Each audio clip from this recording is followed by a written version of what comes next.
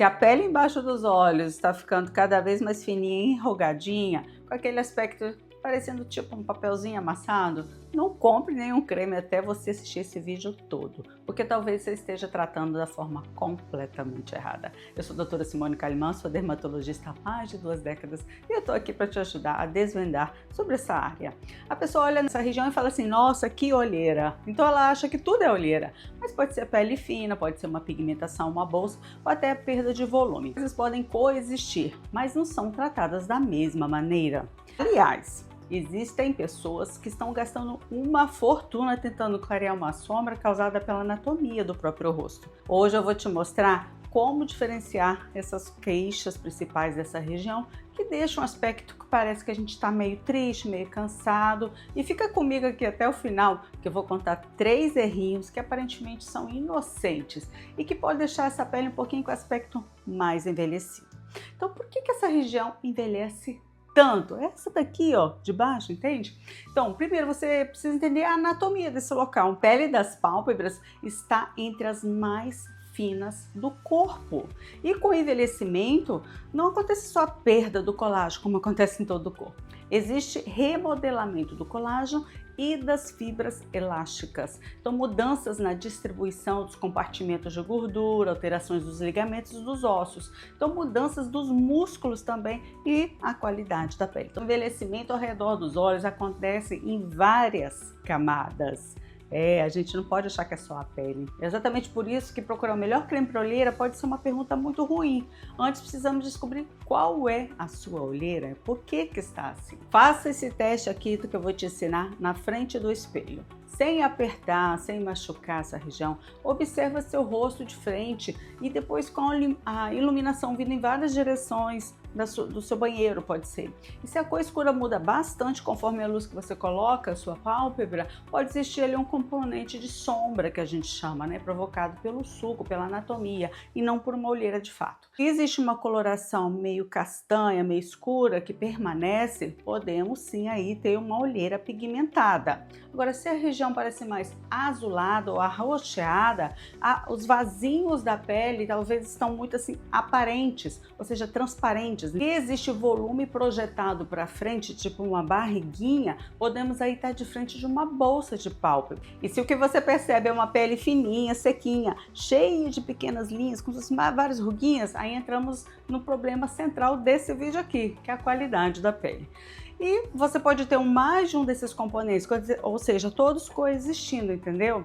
Então vamos para os erros principais que as pessoas cometem sempre. O erro 1 é tentar ficar esfoliando a ruga. Isso acontece demais, a pessoa vê aquela enrugadinha e pensa assim, vou colocar mais retinol, porque eu vi no Instagram que é bom.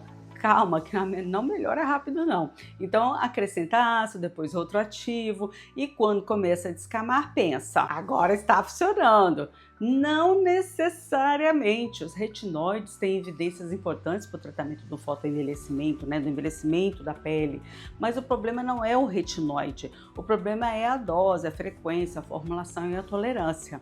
E a irritação é uma das alterações que podem prejudicar essa barreira da pele e aumentar a perda da água, e aí com a pele seca dá mais efeito de linhas superficiais e muito aparentes. É muito comum aqui nas mídias sociais você ver pessoas aplicando, eu vejo até pessoas jovens aplicando retinol, retinal, ácido retinóico, até pessoas novas, nem precisava tanto estar usando aquilo dali. Aí você fala, nossa, a solução do meu problema, e aquilo pode ser um tiro no pé. Uma pele desidratada pode deixar aquelas linhas superficiais muito mais aparentes. Então existe uma diferença enorme em estimular remodelamento dérmico, quer dizer, na camada mais embaixo da pele, e irritar a pele repetidamente. Arder não é uma medida de eficácia, descamar não significa produzir mais colágeno, então tem que tomar muito cuidado com o retinóide, tá bom? Vamos para o erro número 2, levar todos os produtos do rosto até a pálpebra.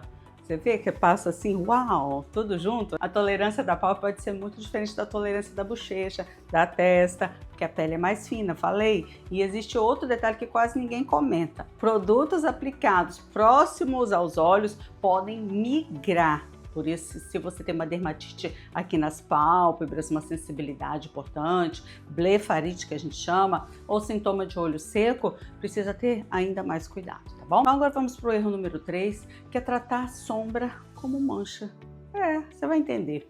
Esse erro custa dinheiro, porque olha para essa região, aí existe um sulco que cria uma sombra por causa da anatomia, e essa sombra não desaparece simplesmente porque você vai passar um clareador, porque o tratamento não era esse. Da mesma maneira, uma bolsa não vai desaparecer porque você colocou uma vitamina C. Então, o diagnóstico é importante também.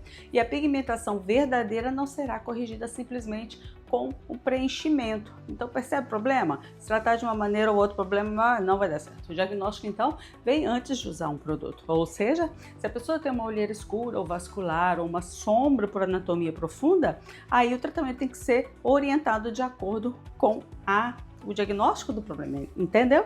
Eu faria em casa, se estivermos então falando predominantemente de pele fina, de ruguinhas nessa região, eu começaria pelo básico. E o básico é muito menos glamouroso do que a internet fica dizendo aqui.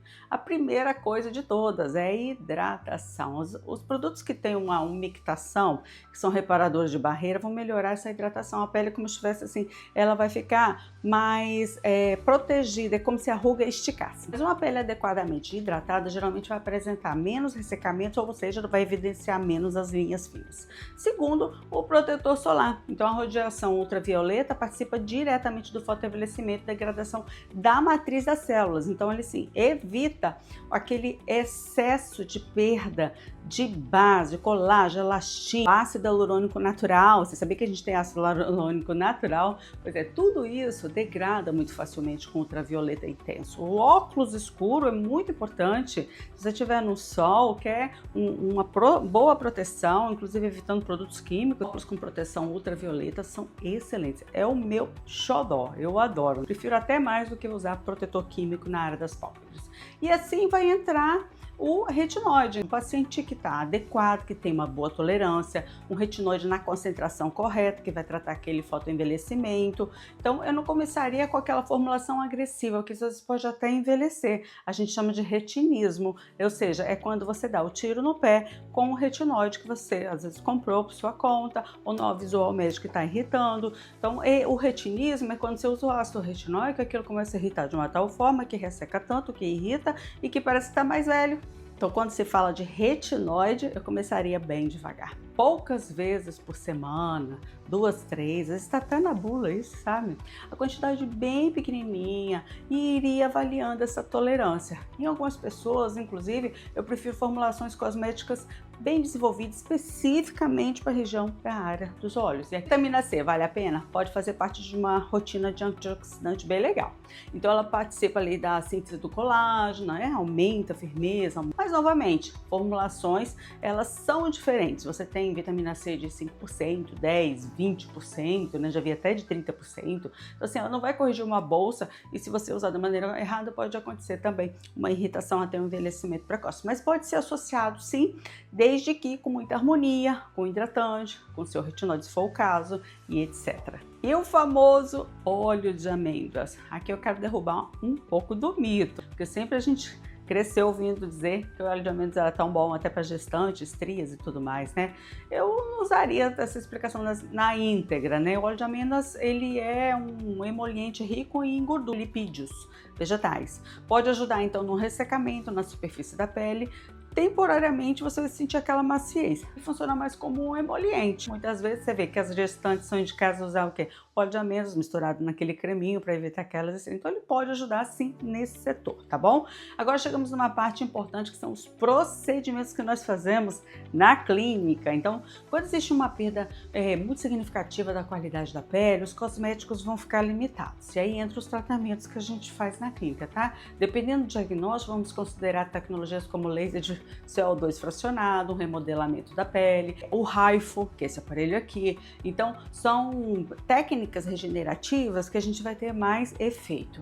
Mas eu não escolho o primeiro aparelho, eu escolho primeiro o problema. Vou ver qual é a situação. É perda de volume, é melhoria de colágeno, o que é? É clareamento? E o LED vermelho, funciona?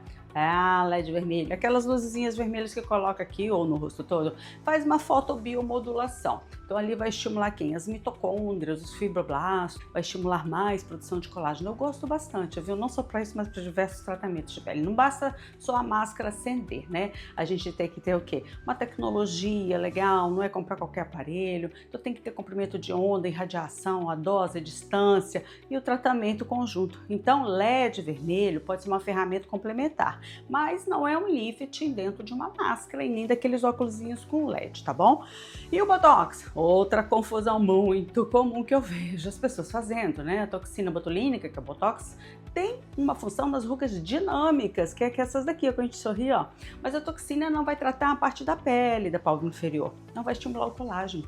Então são problemas diferentes e aplicações muito próximas da pálpebra inferior pode até dar uma sensação de músculo, que é um músculozinho que fica aqui, ele fica dando degrau, sabe? Dando a bochecha projetada. Então assim, tem que tomar muito cuidado porque o Botox ele tem um limite, tem que ser feito uma região em certos limites, ele vai até projetar e amassar mais ainda, então dá um efeito, às vezes tiro no pé de novo, tá? E o preenchimento? Também não é automático o resultado. Se existe um sulco, uma profundidade, o preenchedor de ácido hialurônico pode ser sim uma opção.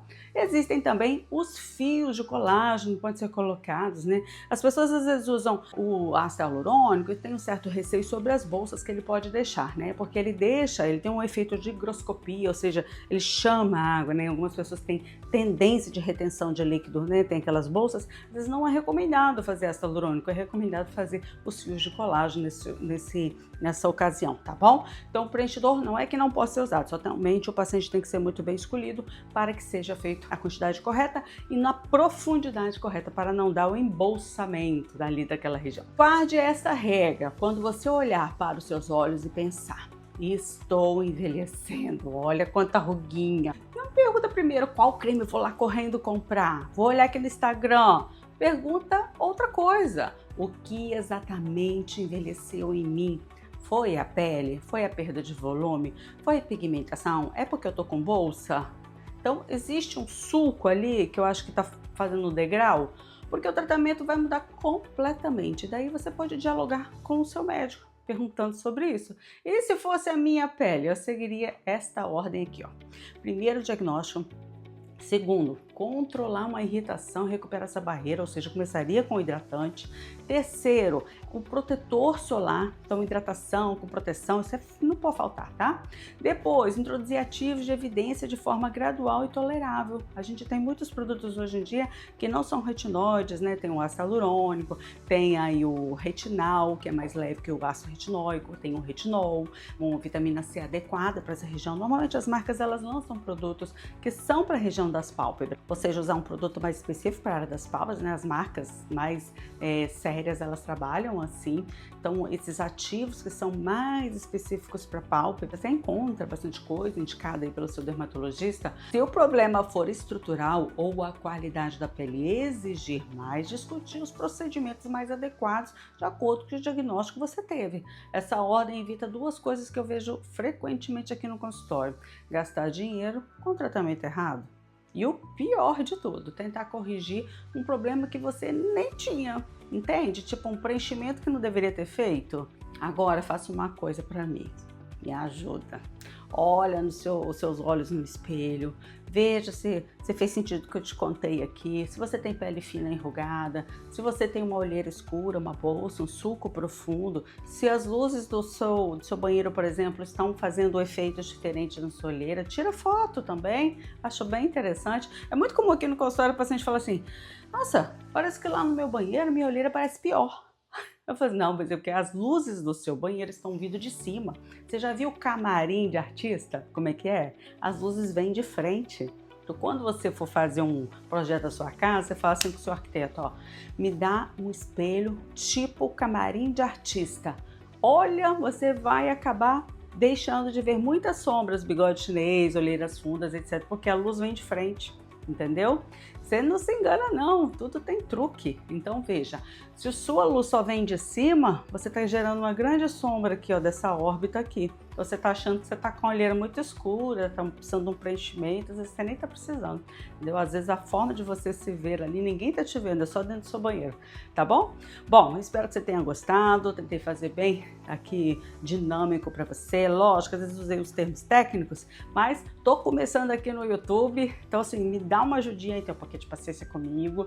Por quê? Porque eu tô tentando fazer vídeos da melhor forma possível para tentar te ajudar. Se quiser me dar algumas dicas também, eu agradeço, tá bom? E um beijo e me segue aí para você ver os próximos temas. Um abraço, até tchau!